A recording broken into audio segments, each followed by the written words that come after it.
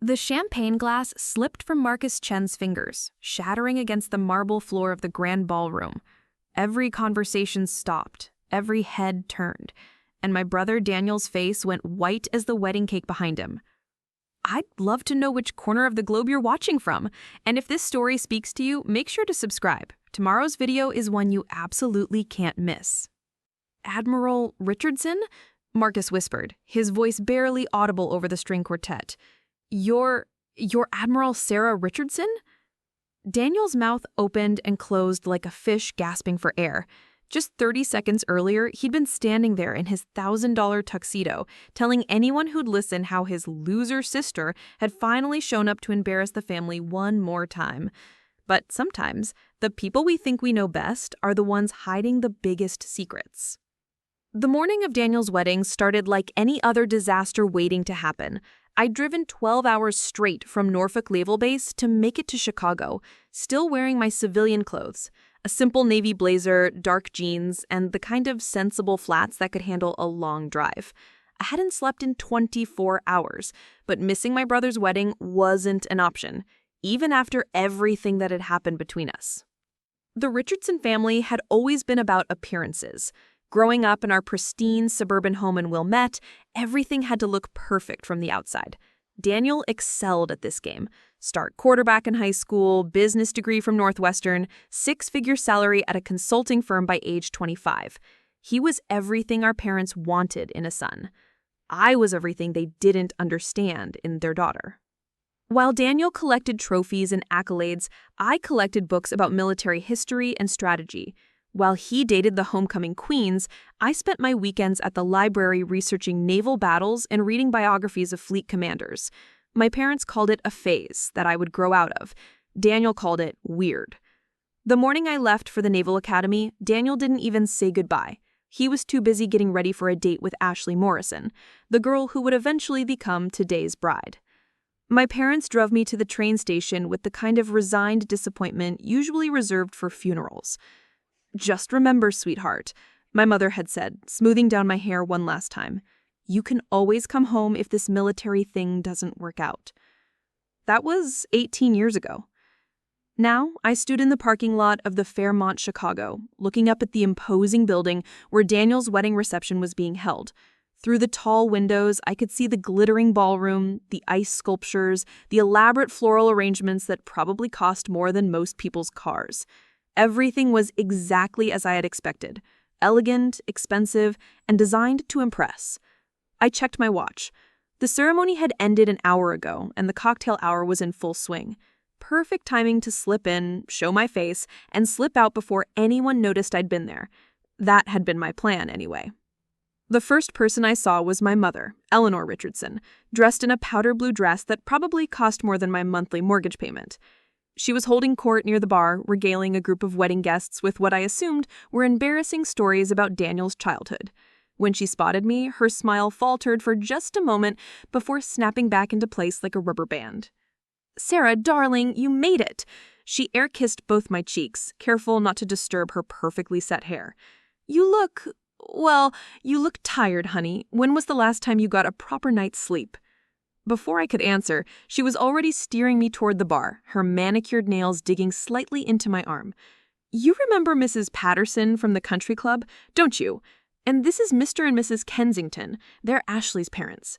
Everyone, this is my daughter Sarah. She's she works for the government." The way she said government made it sound like I collected garbage for the city. Mrs. Patterson nodded politely, but I could see her eyes already wandering, looking for more interesting conversation partners.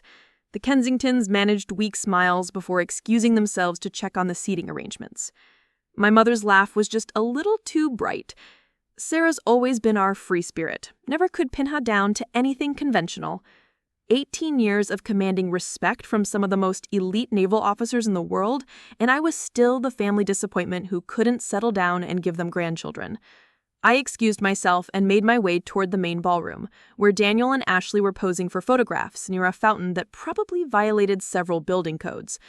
Daniel looked exactly like the successful businessman he had become, tall, confident, and with the kind of perfect smile that got him out of trouble his entire life. Ashley was radiant in a dress that probably cost more than my car, her blonde hair perfectly styled and her makeup flawless despite having just gotten married. They were surrounded by their wedding party, college friends I vaguely recognized, Ashley's sorority sisters, and Daniel's groomsmen, who all looked like they'd stepped out of a catalog for expensive watches. At the center of it all was Marcus Chen, Daniel's best man and college roommate, who was busy orchestrating photo poses and making sure everyone had fresh drinks. I hung back, not wanting to interrupt their moment. This was their day, after all, and despite everything that had happened between Daniel and I over the years, I wanted him to be happy. Maybe we'd never be close, but he was still my brother. That's when I heard his voice, louder than it needed to be, cutting through the general chatter of the reception. "Oh, great, look who finally decided to show up." I turned to see Daniel approaching, his smile still intact, but his eyes cold.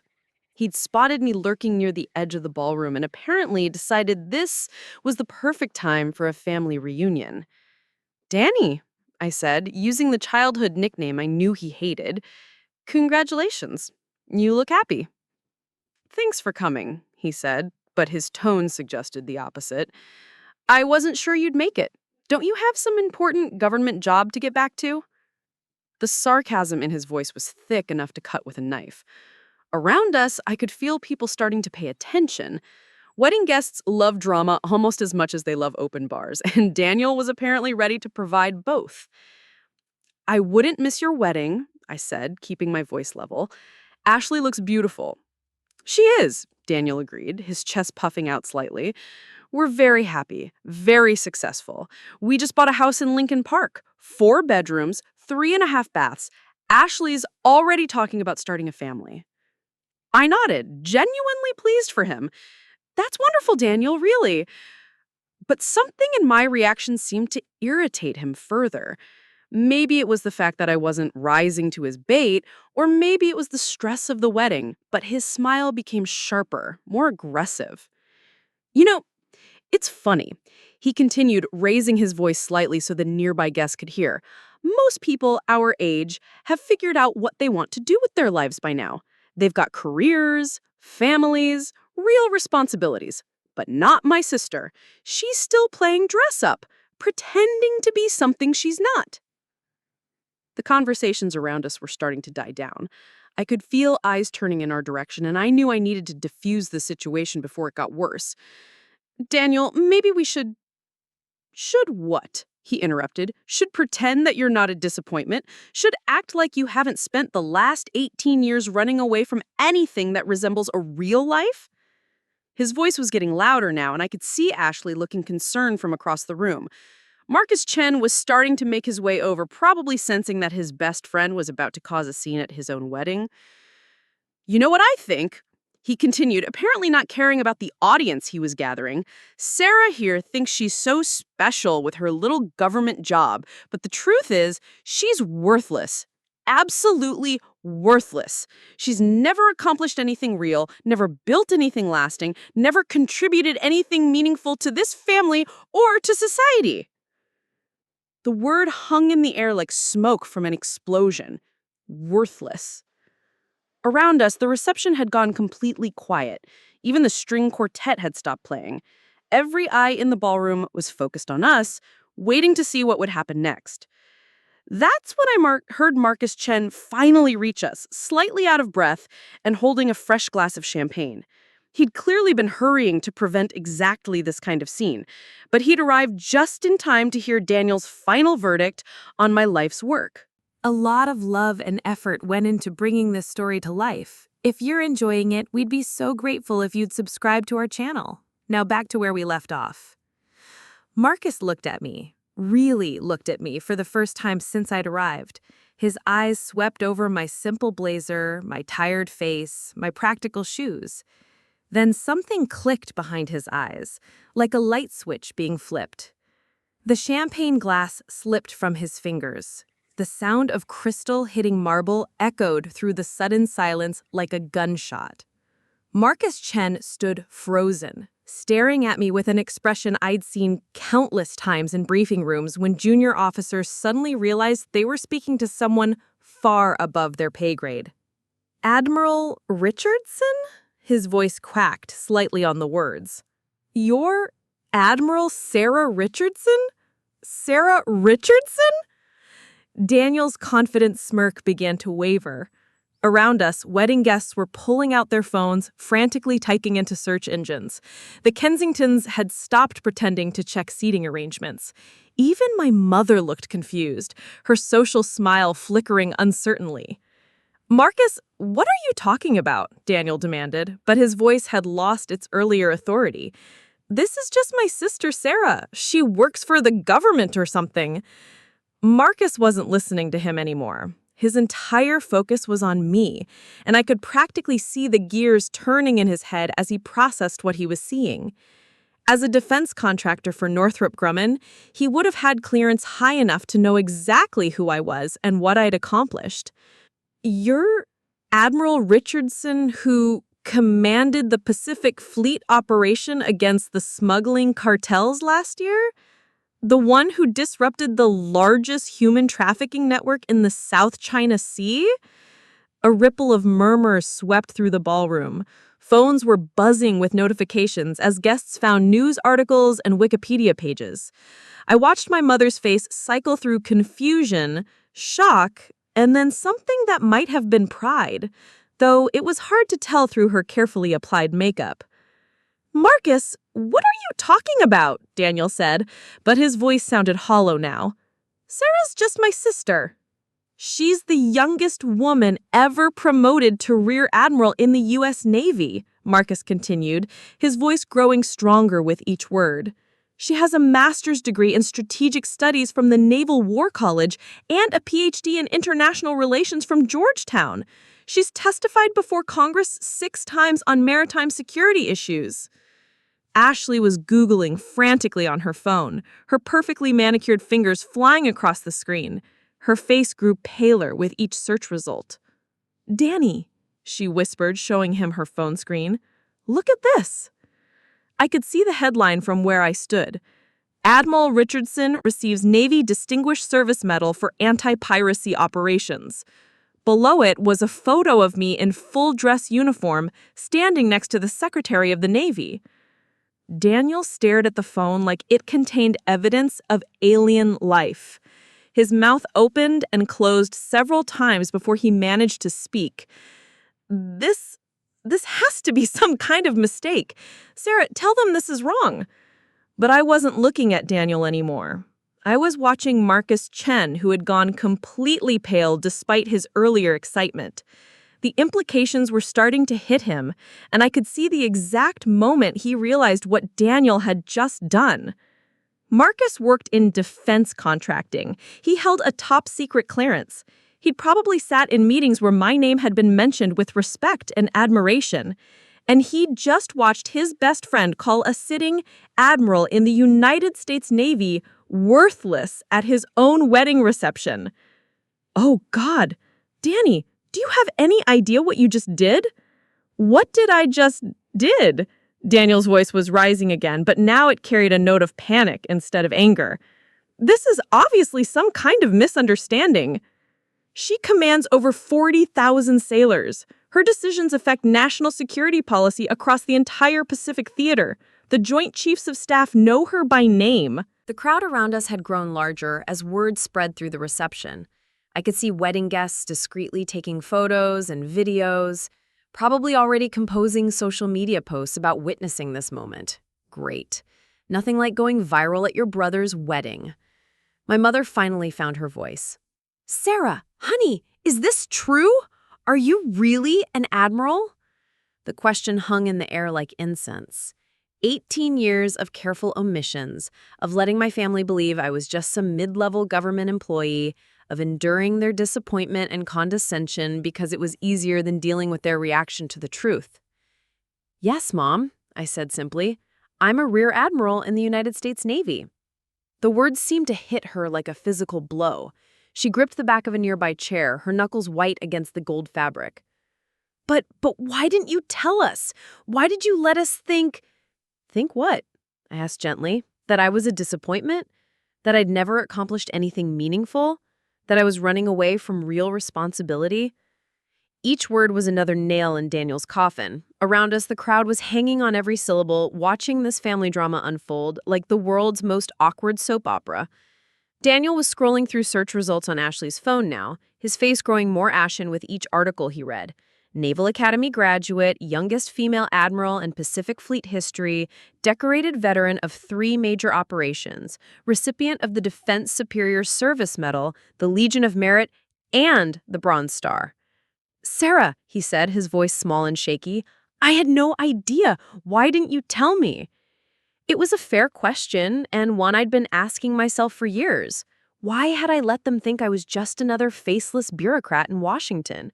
Why had I endured their disappointed sighs and passive-aggressive comments about my life choices? The answer was complicated, layered with years of family dynamics and personal choices I'd made to protect both them and myself. But standing there in that ballroom, surrounded by strangers with their phones out, and my brother looking like he wanted to disappear into the marble floor, the truth seemed both simpler and more painful than I'd expected. "Because you never asked," I said quietly. "In 18 years, Daniel, you never once asked what I actually did for work. You assumed you knew, and I let you assume it because it was easier than trying to bridge the gap between who you thought I was and who I'd become." Marcus was still staring at me like I was some kind of mythical creature that had wandered into the reception. "Admiral, I've read about your work. The anti-piracy operations, the humanitarian missions, the joint exercises with allied forces. You've saved thousands of lives." I had help, which was true. No military operation succeeds because of one person, no matter what the headlines say. But you designed the strategy, the integrated approach using satellite surveillance and coordinated strike teams. That was revolutionary. They're teaching it at the Naval War College now. I could feel my mother's eyes boring into me, trying to reconcile this new information with the daughter she thought she knew. Daniel was still scrolling through articles, occasionally letting out small gasps as he discovered new details about my career. "This says you have a security clearance higher than most senators," Ashley said, reading over his shoulder. Her voice carried a note of awe that I wasn't entirely comfortable with. "Classifications aren't really something I can discuss," I said diplomatically. The crowd around us had grown to include most of the wedding reception. Even the catering staff were pretending to arrange centerpieces while obviously listening to every word. The string quartet had given up any pretense of playing and were openly gawking. Daniel finally looked up from the phone, his face a mixture of shame, confusion, and something that might have been fear. "Sarah, I'm sorry, I didn't know. If I had known, you would have what?" I interrupted. "Treated me differently? Been proud instead of embarrassed? Daniel, I'm the same person I was 10 minutes ago. The only thing that's changed is what you know about my job." But that wasn't entirely true when we both knew it. Everything had changed. The family dynamic that had defined us for nearly 2 decades had shifted in the span of a single dropped champagne glass. The disappointed daughter had become the accomplished sister. The family failure had become the family success story.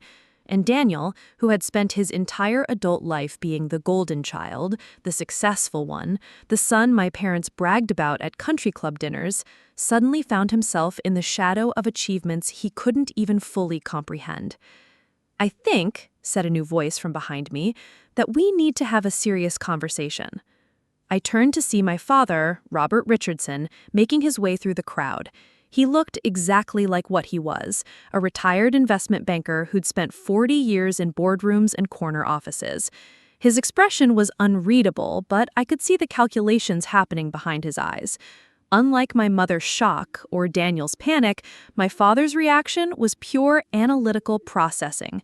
He was taking in the information, cross-referencing it with everything he knew about military hierarchies and government positions, and trying to determine exactly how this revelation would affect his understanding of his own family. "Dad," I said, straightening unconsciously into a more formal posture. "Admiral," he replied, and the word carried enough weight to silence the remaining conversations around us.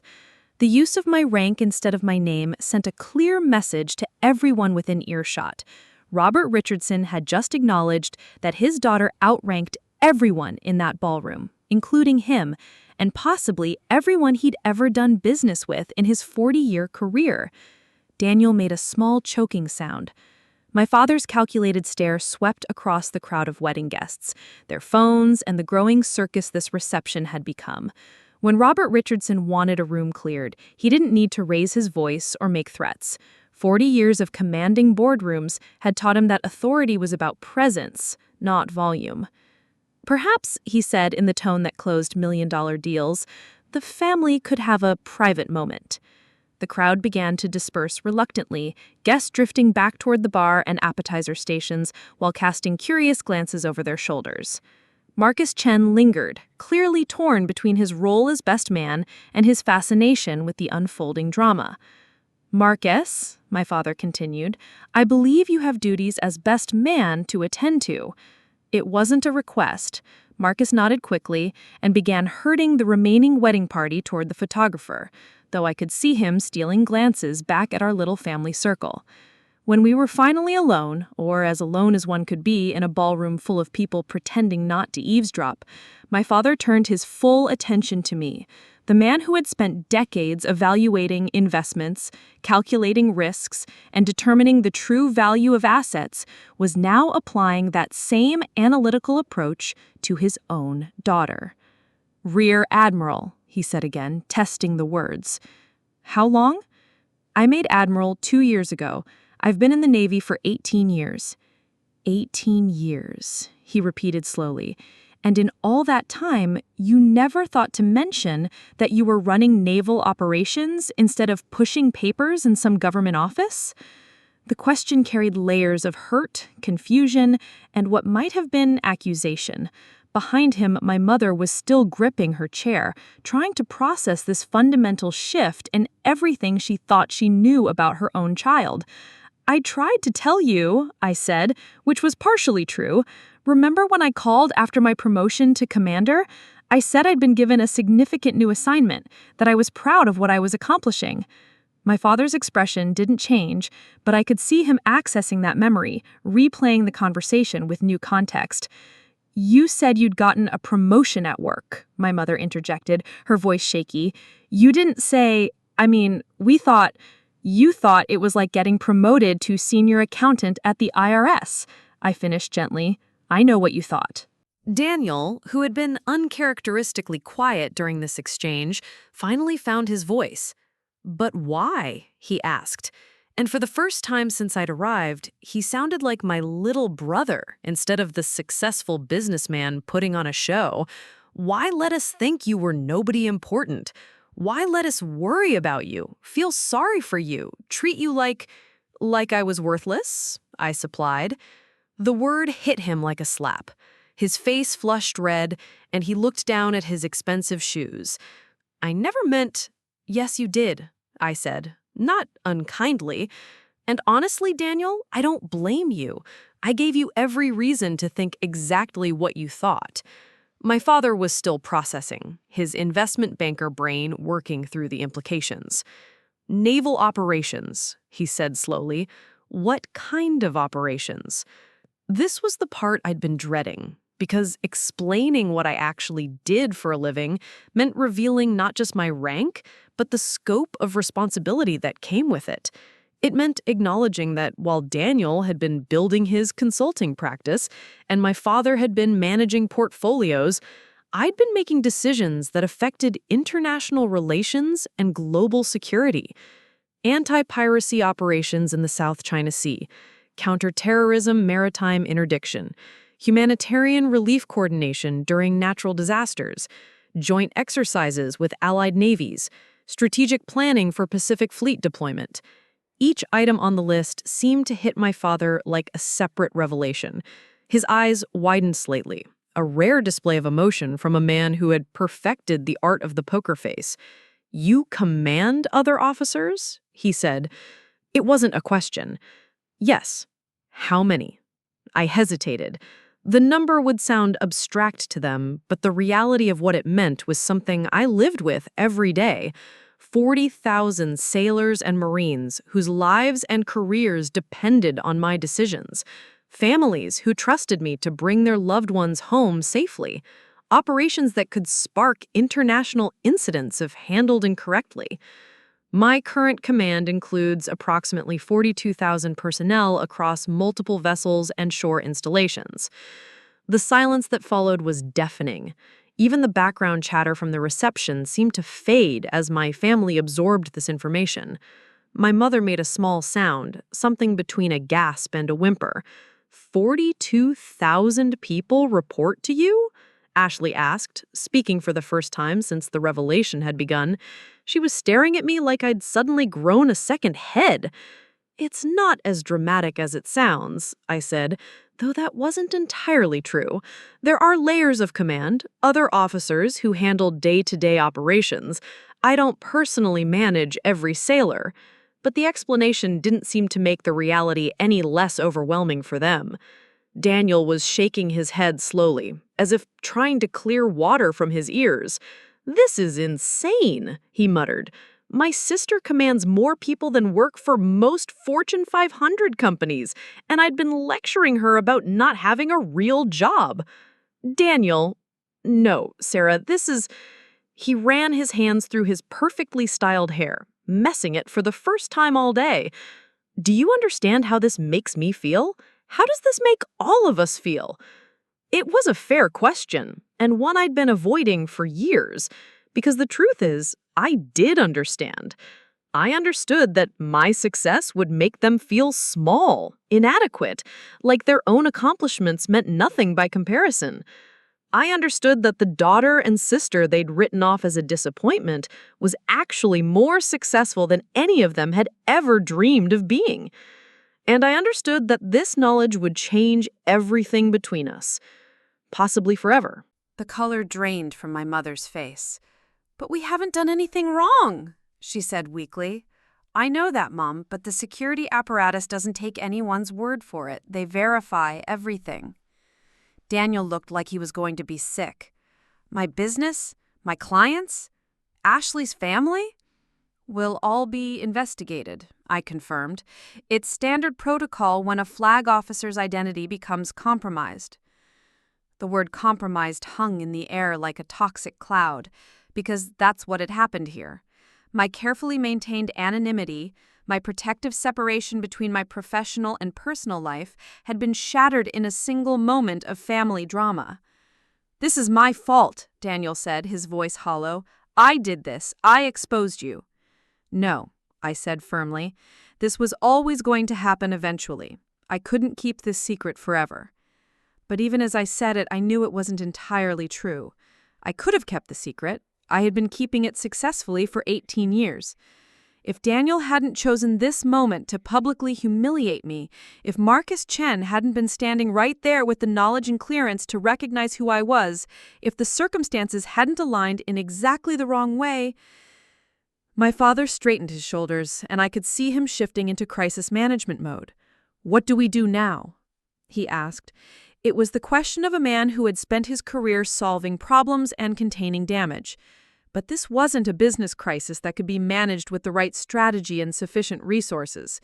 This was national security, family secrets, and 18 years of lies by omission, all colliding in the most public way possible. "Now," I said, "we deal with the consequences." The consequences started arriving faster than I had anticipated. My phone had been buzzing intermittently throughout our family discussion, but I'd been ignoring it out of respect for the conversation. Now, as I glanced at the screen, I could see why the vibrations had been getting more frequent. 17 missed calls from Admiral Patricia Henley, my direct superior at Pacific Fleet Command. 12 text messages from my Chief of Staff, 6 voicemails from numbers I didn't recognize but which showed Washington, D.C. area codes, and 3 missed calls from a number that made my blood run cold, the Pentagon's main switchboard. "Excuse me," I said to my family, stepping away to return Admiral Henley's call. She picked up on the first ring. Richardson, where the hell are you, and why is my phone ringing off the hook with reporters asking about Admiral Richardson's family drama at a Chicago wedding reception? My stomach dropped. Ma'am, I can explain. You better have a damn good explanation, because I've got CNN online too, wanting to know if it's true that a sitting admiral was publicly humiliated by her civilian brother, and the Washington Post is asking for comment on whether this represents a security breach. Through the ballroom's tall windows, I could see news vans pulling into the hotel's circular drive. Somehow, in the 30 minutes since Marcus had dropped that champagne glass, this had gone from family embarrassment to national news story. Admiral, I said, keeping my voice low so my family couldn't hear, I need to speak with you privately. The situation is more complex than the media reports suggest. Complex how? Because from where I'm sitting, it looks like you've compromised operational security at your brother's wedding reception. Before I could respond, Marcus Chan appeared at my elbow, his face pale and his best man's boutonniere slightly askew. Admiral Richardson, he said urgently, we have a problem. Someone live-streamed the whole thing on Instagram. It's already been shared 12,000 times. I closed my eyes and counted to 3. A stress management technique that had served me well during combat operations, but felt woefully inadequate for this particular crisis. Admiral Henley, I said into the phone, I need to call you back in 10 minutes. I'm implementing damage control protocols immediately. You have 5 minutes, Richardson, and it better be good. The line went dead. Marcus was still standing there, holding his phone like it contained evidence of war crimes. On the screen, I could see a shaky video of me standing in the ballroom, the audio crystal clear as Daniel's voice declared me worthless, followed by Marcus's shocked recognition. The comments section was exploding with speculation, conspiracy theories, and the kind of rapid-fire analysis that only social media could provide. Military enthusiasts were sharing links to my service record. Political commentators were already spinning this into narratives about civilian-military relations. Someone had found my Naval Academy graduation photo and posted it with crying, laughing emojis. How bad is it? I asked, though I already knew the answer from Marcus's expression. It's viral, he said helplessly. Twitter, TikTok, Facebook, everywhere. #Admiral Wedding is trending. The video has been picked up by 3 news networks already. I looked back at my family, who were still standing in their small circle near the now famous champagne stain, looking like survivors of a natural disaster. My mother was crying quietly into a cocktail napkin. My father was on his phone, probably calling his lawyer. Daniel and Ashley were huddled together, staring at Ashley's phone screen with matching expressions of horror. The wedding reception continued around us like nothing had happened, but I could feel the shift in atmosphere. Guests were being more obvious about their staring now, emboldened by the knowledge that they were witnessing something newsworthy. Several people were openly filming with their phones, probably hoping to capture the next dramatic moment. Marcus, I said, I need you to do me a favor. Can you get my family out of here, quietly, through a service exit if possible? The media circus is about to get much worse. He nodded quickly. Of course. But Admiral, what about you? You can't stay here. He was right. Every minute I remained at this reception was another minute for the story to grow, for more phones to capture more footage, for this personal disaster to become an even bigger national security nightmare. My phone rang again. Admiral Henley. Richardson, I just watched the video. We need to talk. Now. Yes, ma'am. I'm arranging transport back to Norfolk immediately. Negative. You're coming to Washington. The secretary wants to see you first thing Monday morning, and Admiral Morrison wants a full briefing on how this happened. Admiral Morrison, the Chief of Naval Operations, the highest-ranking officer in the entire Navy, wanted to discuss my family's dysfunction over coffee and Danish. Understood, ma'am. And Richardson, pack a bag. This is going to take a while to sort out. The implications of that statement hit me like a rogue wave. Pack a bag meant extended leave. Extended leave meant they were pulling me from active command while they figured out whether I'd compromised national security by having dysfunctional family relations in public. I walked back to my family, each step feeling like I was approaching the gallows. We need to leave, I announced. All of us, right now. My father looked up from this phone. I have already called our attorney. He's en route. Dad, this isn't a legal problem you can solve with a good lawyer. This is a national security issue. The Navy's going to investigate everyone in this room, everyone you've done business with, everyone who's ever had dinner at your house. The weight of what I was saying seemed to settle on them like a heavy blanket. Ashley started crying, quiet tears that she tried to hide behind her perfectly arranged hair.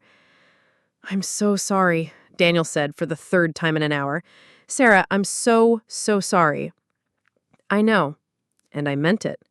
But sorry wasn't going to fix this. Sorry wasn't going to put the classified genie back in the bottle or undo the security breach that was currently trending on 6 different social media platforms." Marcus reappeared with the hotel security guard and a man in an expensive suit who looked like hotel management. "There's a service corridor that leads to the parking garage. We can get you out without going through the main lobby." Through the ballroom windows, I could see that the news vans had multiplied. A reporter was doing a stand-up broadcast in front of the hotel's main entrance, gesturing dramatically toward the building. "Mrs. Richardson," I said to my mother, "do you have somewhere you can stay for a few days? Somewhere that's not your home address?" She looked confused. "Why can't we go home?" I explained because there are probably reporters camped outside your house right now, and there will be more tomorrow. The story isn't going away. My father's phone rang. He glanced at the caller ID and his face went gray. "It's the Tribune, Chicago Tribune." "Don't answer it," I said quickly. "Don't answer any calls from numbers you don't recognize. Don't talk to any reporters. Don't post anything on social media. Don't do anything until we figure out how to handle this." The hotel manager was getting nervous, probably worried about his establishment becoming the center of a media feeding frenzy. "If we could move toward the service exit," he suggested diplomatically. As we began walking toward the back of the ballroom, I caught sight of Marcus Chen standing near the remnants of the wedding cake, still holding his phone and looking like a man who'd accidentally started a war. Our eyes met across the crowded room, and I could see the guilt written all over his face. He'd recognized me out of professional admiration, maybe even respect for my service record. He'd never intended to trigger a national security crisis. I nodded to him, a small gesture that I hoped conveyed that I didn't blame him for this disaster. He'd done nothing wrong. If anything, he'd done what any informed citizen should do when they recognize someone they respect. The real responsibility for this mess lay with me. I'd made the choice to keep my family in the dark about my career. I'd allowed them to maintain their misconceptions because it was easier than dealing with their reactions. I'd built a wall between my professional and personal life so high and so thick that when it finally came down, the collapse had been spectacular. "Admiral," the hotel manager said as we reached the service corridor, "there is something else you should know. We've had to call in additional security. There are people outside trying to get into the building, claiming to be journalists." Of course there were, because this wasn't just a story about a family misunderstanding anymore. This was a story about military transparency, about the disconnect between civilians and the armed forces, about the price of service and the cost of secrets. This was the story that was going to define the rest of my career, and possibly end it. The service corridor felt like a scene from a spy thriller, dim lighting, concrete walls, and the echoing sound of our dress shoes on polished floors. My family followed the hotel manager in single file, looking like refugees fleeing a natural disaster, which, in a way, we were. Ashley's wedding dress trailed behind her, picking up dust and grime from the industrial hallway. The irony wasn't lost on me that we were sneaking out of her perfect fairy tale wedding like criminals escaping a crime scene. "This corridor leads directly to the parking garage," the manager explained quietly. "Level B2, Section C. Your vehicles should be safe from media attention for now." My phone buzzed again. This time it was a text from Captain Jennifer Walsh, my chief of staff. "Admiral, Naval Intelligence wants to debrief you ASAP. They're concerned about potential information leaks. How much does your family know about your current operations?" I typed back quickly. "Nothing operational. They didn't even know my rank until an hour ago." "Copy that. Still need you in Washington by 0800 Monday. This is bigger than we thought." Bigger than we thought. That phrase had a way of making everything worse in military communications. We reached the parking garage to find it wasn't as empty as we'd hoped. A lone photographer with a telephoto lens was lurking behind a concrete pillar, obviously having figured out that service exits were the logical escape route for anyone trying to avoid the media circus upstairs. "Stay behind me," I instructed my family, falling into the protective instincts that 18 years of military service had ingrained in me. The photographer raised his camera, and I heard the rapid-fire click of the shutter as he captured our disheveled group moving through the garage. Tomorrow's headlines would probably feature my mother's tear-streaked makeup and Ashley's ruined wedding dress, alongside speculation about national security breaches and military family dysfunction. We reached my father's Mercedes first. As he fumbled with his keys, his hands shaking slightly, I pulled him aside. "Dad, I need you to listen carefully. When you get home, pack a bag with essentials for you and Mom. Go stay with Uncle Jim in Wisconsin for a few days." "Sarah, this is ridiculous. We're not criminals." "No, but you're about to become the most famous family in America for all the wrong reasons.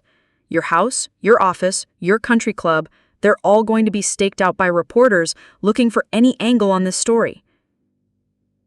My mother appeared at his elbow, having overheard our conversation. "How long? How long before this goes away?" I wished I could give her a reassuring answer, but 18 years in the military had taught me the value of honest assessments over comfortable lies. "I don't know, Mom. This kind of story, it has legs.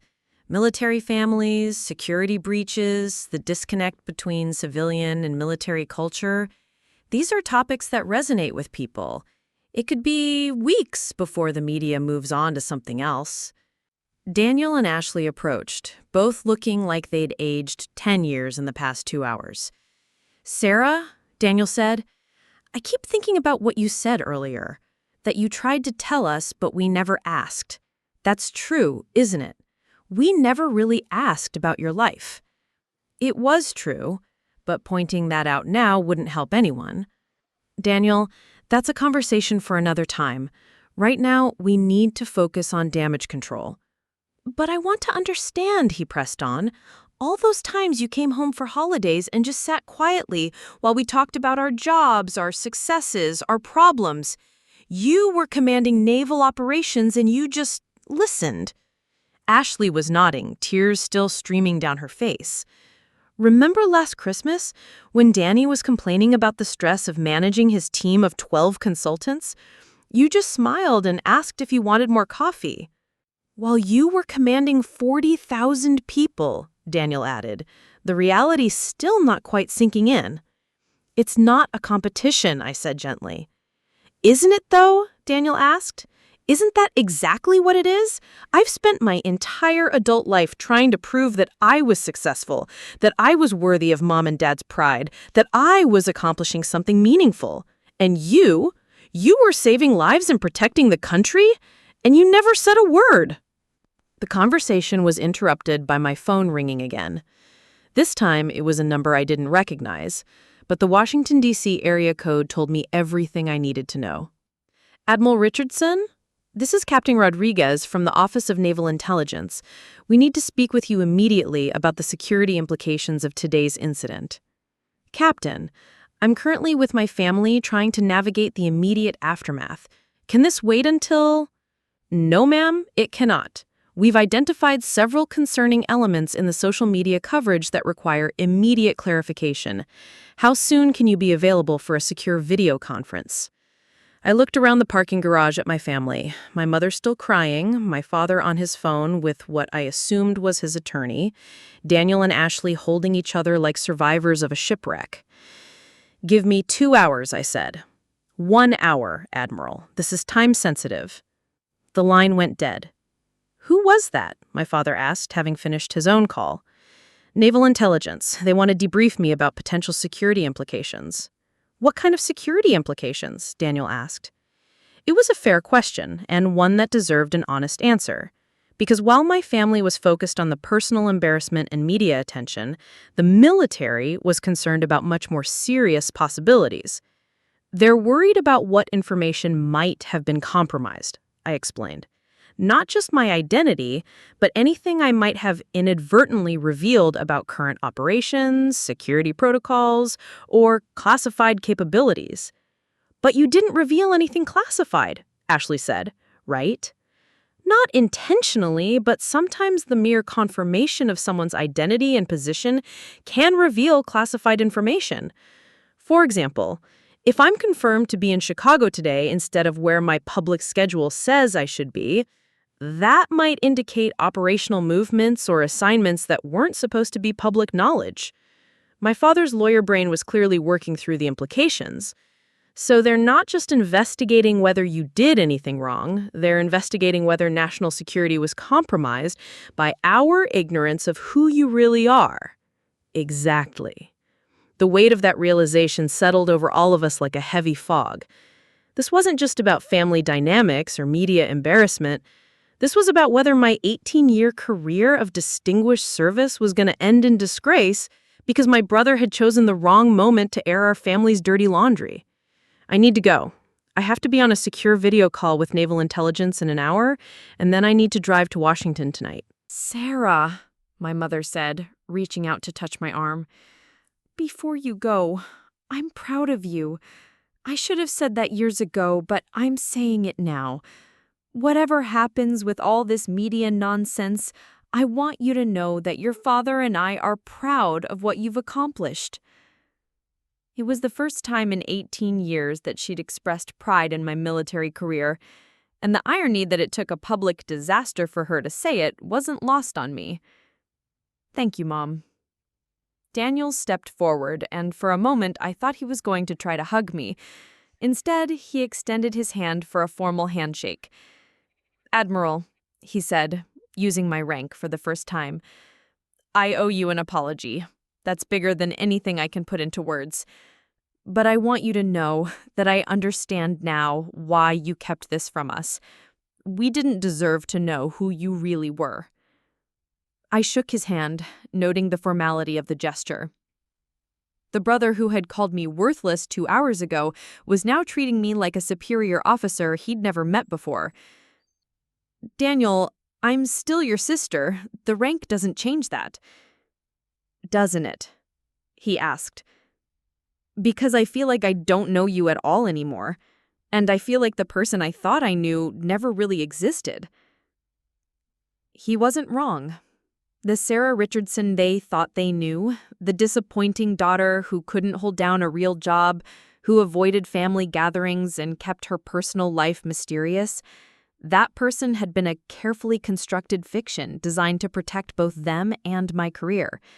Now that the fiction was gone, we were all going to have to figure out who we really were to each other. But first, I had to figure out whether I was still going to have a career at all.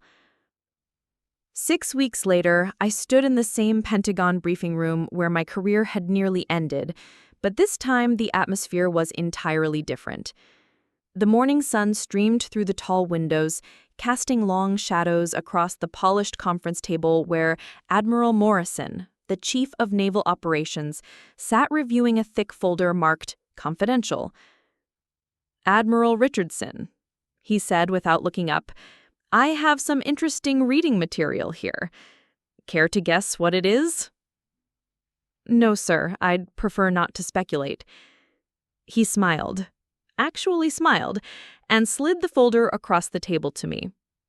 "Letters," he said, "thousands of them. From veterans, active duty personnel, military families, and civilians. All addressed to you, all sent here because they couldn't find any other way to reach you after your publicized family reunion." I opened the folder carefully. The first letter was written on elementary school notebook paper in a child's careful handwriting. "Dear Admiral Lady, my daddy says you're a hero, but your brother was mean to you. That's not fair. Heroes should get cake, not mean words." The second was typed on official letterhead from the veterans of foreign wars. "Admiral Richardson, your grace under pressure during what must have been an incredibly difficult personal moment exemplifies the finest traditions of military service." There were hundreds more. Letters from military spouses thanking me for representing their struggles with civilian family members who didn't understand their sacrifices. Notes from veterans who had faced similar challenges when returning home to families who couldn't comprehend their service. Messages from young women considering military careers who saw my story as inspiration rather than scandal. "Sir," I said, genuinely stunned, "I had no idea." The Naval Intelligence investigation concluded 2 weeks ago. No security breaches, no compromised operations, no violations of protocol. What happened at that wedding was a personal family matter that became public through no fault of your own. Relief flooded through me, followed immediately by something that felt almost like disappointment.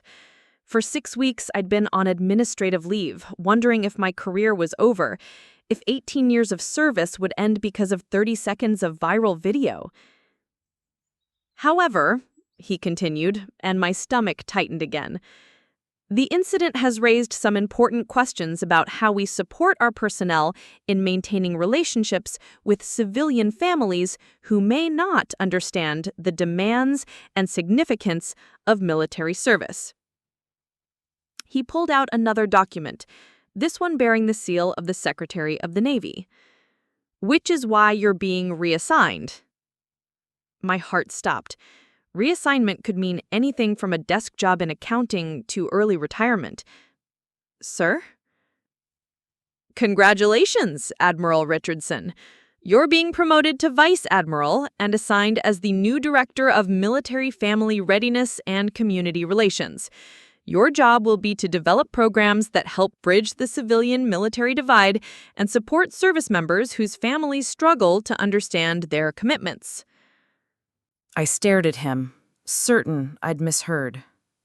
"A promotion, sir?" "Your handling of an impossible situation with dignity and professionalism, combined with the overwhelming public support you've received, has convinced the Secretary that you're exactly the right person for this position. Sometimes the best leaders emerge from the most difficult circumstances." Vice Admiral. 3 stars instead of 2. A position that would let me help other military families avoid the kind of painful disconnect I'd experienced with my own.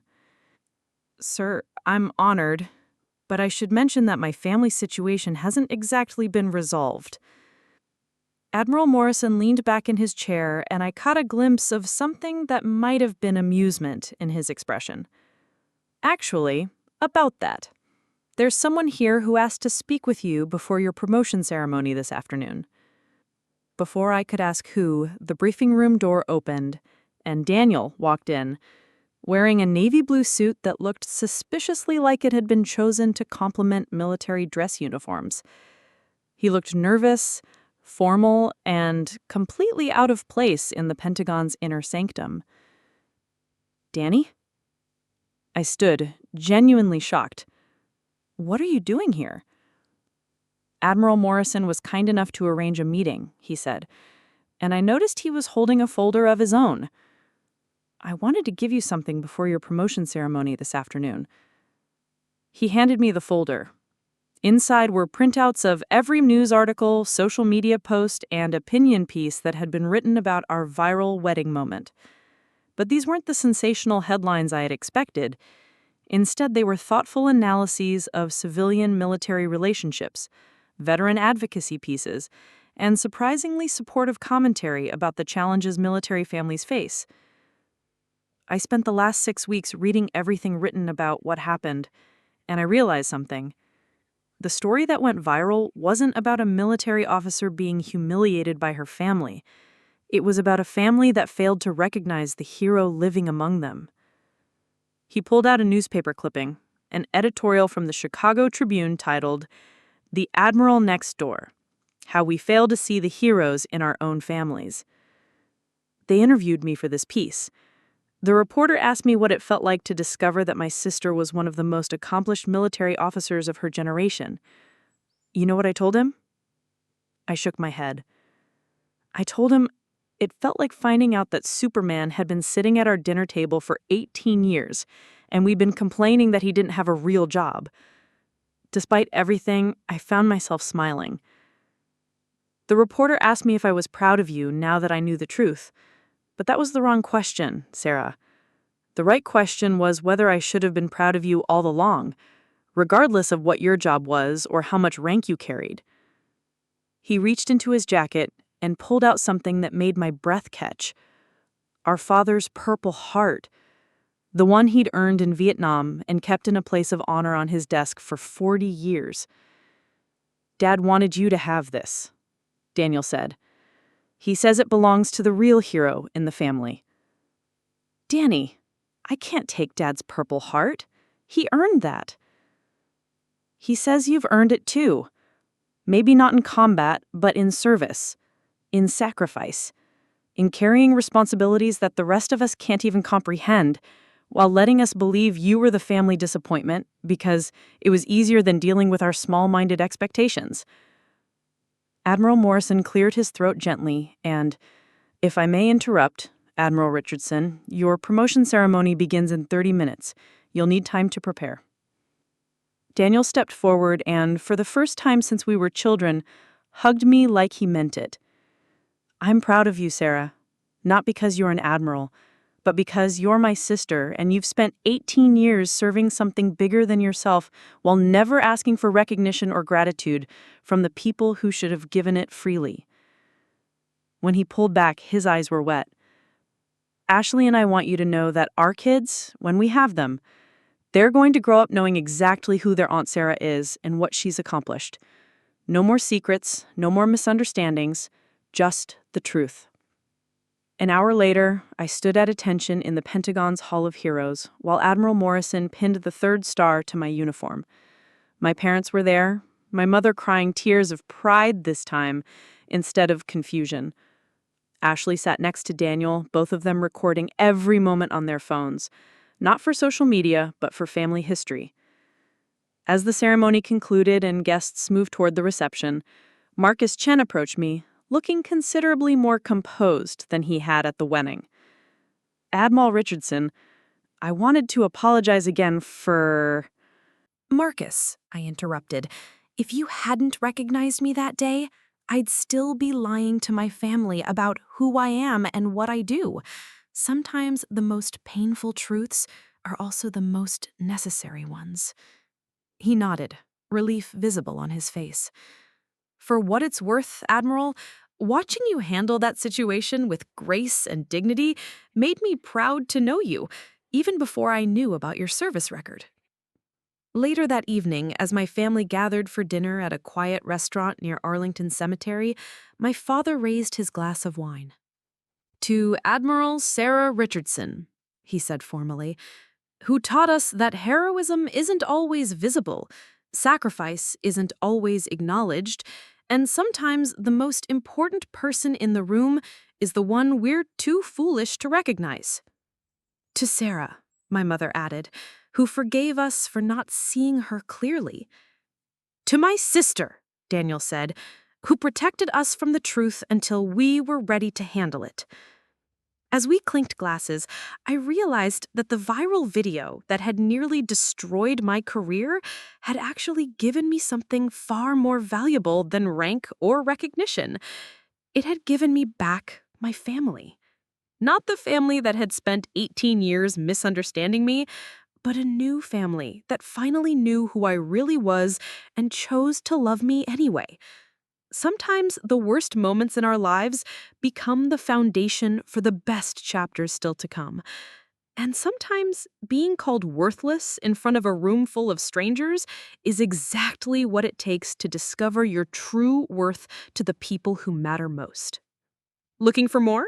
We've got 2 amazing stories ready for you right on screen. If this one touched you, these are absolutely worth your time. Click to watch them now.